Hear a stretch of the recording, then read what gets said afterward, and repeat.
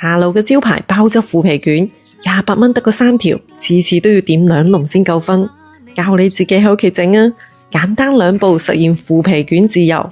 鍾意嘅姊妹們收藏起身慢慢睇啦。呢度係1斤3肥7瘦嘅梅頭肉剁成嘅餡，先幫佢簡單咁調個底味啦。具體嘅配比我打喺屏幕度，順方向揸拌均匀之後，根據自己嘅口感加入啲配菜。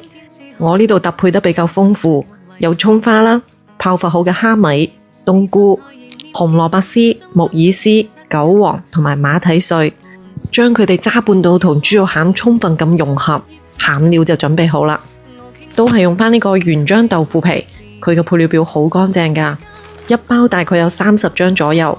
因為佢好薄身㗎，所以接觸到嘅台面或者砧板呢，一定要乾爽。收到貨嗰陣時佢係揼埋一齊嘅，用幾多就搣幾多。平時可以用佢包各種口味嘅肉卷啊。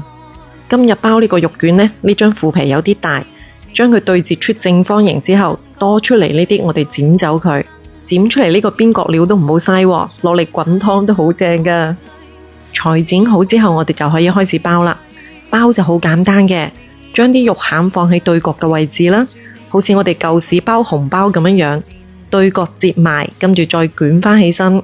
收好嘅位置呢，薄薄地掃上一層雞蛋液或者係生粉水，方便埋口。捲多2個你就好熟手㗎喇。